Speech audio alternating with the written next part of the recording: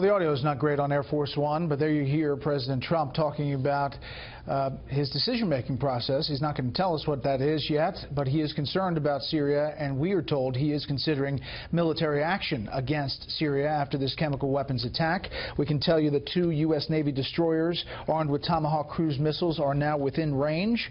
The USS Porter and the USS Ross. They have a range of about 1,000 miles with these Tomahawk cruise missiles. Targets possibly being the Syrian Air Force and other specific targets about fueling. What about all of this and where we stand? First, I want to play the Secretary of State talking about regime change. Rex Tillerson. There is no doubt in our minds, and the information we have supports, that Syria, the Syrian regime under the leadership of President Bashar al-Assad, are responsible for this attack. It is very important that the Russian government consider carefully their continued support for the Assad regime. Assad's role in the future is uncertain, clearly, and with the acts that he has taken, it would seem that there would be no role for him to govern the Syrian people. Let's bring in our panel. Steve Hayes, editor-in-chief of the Weekly Standard. Molly Hemingway, senior editor at The Federalist. Mara Liasson, national political correspondent, National Public Radio and syndicated columnist. Charles Krauthammer. Mara. Well, I mean, my head is spinning. This is a complete 360-degree change from his policy on Syria, which, even though a lot of Trump's foreign policy had not been fleshed out, on Syria he'd been clear year after year. This was not our fight. He criticized President Obama not just for erasing the red line, but for considering intervention at all. And now, all of a sudden, we're talking about military action, and he's putting himself in the same box that Obama did. He doesn't like what Assad is doing, but does he want to get rid of him? Is that what he's planning military action for? Does that mean U.S. troops on the ground, something he said he wouldn't do? What happens after? Well, let's just point out there are U.S. troops on the ground. There are U.S. troops. Does he mean more U.S. troops if he's really talking about regime change? We're not quite sure what the president is talking about, but we know he was moved by those pictures. He said he changed his mind. Now what is he going to do about it? Charles. Well, I mean, the whipsaw here is quite remarkable, because it was only a few days ago that he said, through his spokesman at the UN and also his Secretary of State, that we were not continuing the Obama approach of wanting regime change. The official policy was, and it was just a few days ago, that the United States no longer is seeking the ouster of the regime. And now we have, as an emotional response... Let me interrupt you. That was before a chemical weapons attack on civilians. I understand. But if you're going to announce a policy and then you revoke it 3 days later because of the president's emotional reaction to pictures. Remember, Assad has been killing people for 7 years. The other thing is that in Iraq, Saddam had conducted campaigns of sarin gas attacks, killing thousands of Kurds. And Trump has proudly announced that he was always against the war. If this is a casus belli, if this is a reason for us to go to war, then why didn't it apply in Iraq, and why didn't it apply years ago when Obama was in power?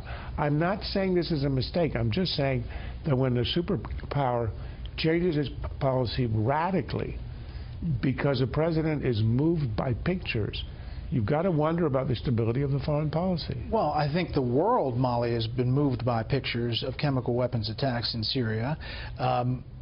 So does that change the equation, and what do you think of this development? Everyone is moved by the pictures, and it does. This is a humanitarian crisis. It's not the only one in the world, but it is true that Donald Trump has been very successful by always arguing for a foreign policy based on national interest. The presence of chemical weapons does have a national interest role in that we have there's something good about making sure that people understand that you don't use chemical weapons, that there will be punishment for that, even for future engagement with U.S. troops. There also are some other issues of national interest there, whether it's defeating ISIS or handling the refugee crisis. At the same time, whether it's full-scale war or anything less than that, I think there are a lot of questions that need to be answered. What does deposing Assad do for us? How does that serve our interest? What does a victory look like? How much are we willing to spend?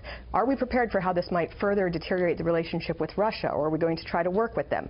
And until these questions are answered, and they go through Congress, hopefully, for some of these answers, it does seem like a very radical departure, and one that doesn't make sense, in that so much of the reason why people like Donald Trump was that he showed he was willing to take on a foreign policy policy establishment that's very keen to invade countries willy-nilly and not have a good plan for victory. There's the other side, where he is possibly moving on the red line that President Obama never did. Well, we should spend a moment here just to reflect on the fact that what we're facing now is because of a catastrophic policy failure by Barack Obama. This is something that the Obama administration is responsible for, largely. They turned a blind eye to this for years. And not only that, they sold the American people on a notion that they had prosecuted a successful policy in Syria. Susan Rice said to NPR just in January that the Obama administration had compelled Syria to, quote, voluntarily and verifiably give up its chemical weapons stockpile. Now, granted, that's Susan Rice, so we probably shouldn't take it very seriously, but that's the case that they were making. The problem here is there is no easy answer. There is no good solution. The moral case is overwhelming. The national security case is very persuasive. But there are huge reasons to be cautious here. The strongest group on the ground by far in Syria today are the jihadis.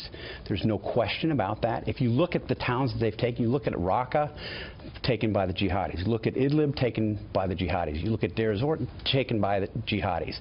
The moderate rebels that we might have supported at the very beginning of this really don't exist in any significant, supportable way. So it's wise to be cautious about this. This is clearly a departure from Trump, the candidate on foreign policy. Here are three senators who are on the other side of this issue, saying there should be some action.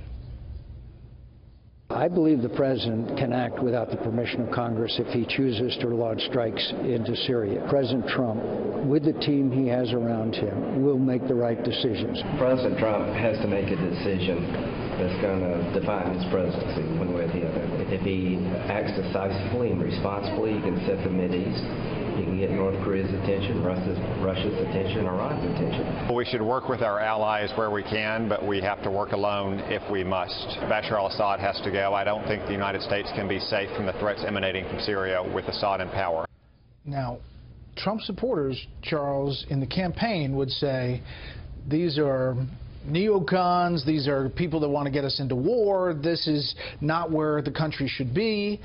But now it appears that the administration is heading down that road. It appears that way. Right. I think the most logical thing to do is what you heard from Jack Keane on your show earlier.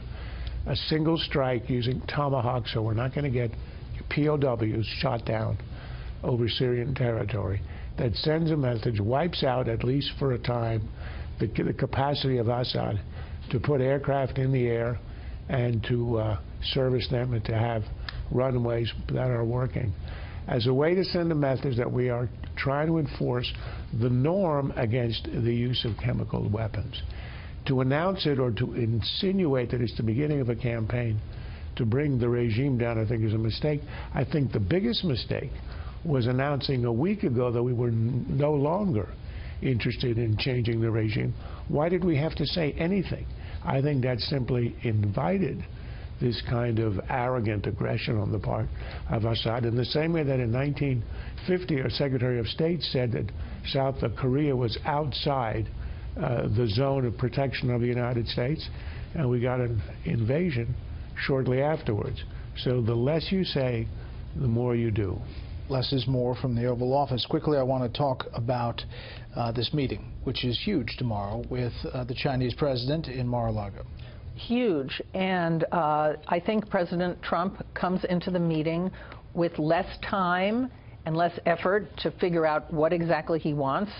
She, I'm sure, who is always very scripted and choreographed, knows exactly what he wants. And don't forget, she accomplished a great victory when he had Tillerson over there repeating Chinese talking points, not once but twice, which gave the impression that the U.S. was ready to give China a sphere of influence in Asia. Does Donald Trump want to correct that impression or not? President Xi is, Molly, said to be bringing goodies, if you will, tweetable amounts of money and jobs in America to make the case that China is really to work on the trade issue. But when it comes to North Korea, it does not seem like there's a lot of budge. And that's the area where the most budge needs to happen, and it will be interesting to see how compelling Donald Trump can be, making his case that this is their regional problem where they need to apply more pressure. It's a very important issue and one that is not being paid enough attention to, so hopefully some work will get done. If you listen to the White House, they will say privately that they believe the president is going to bring up sanctions on South Korea that the Chinese have undertaken to challenge them on that. It would be a positive development if they did it. One side effect of attacking the facilities in Syria would be to make credible a threat by the U.S. to the Chinese that we might have to do the same thing if the North Koreans develop a missile that can hit the United States. Right now, the idea of a U.S. attack is not a credible one. I think if we respond on Syria, it might become. Next up.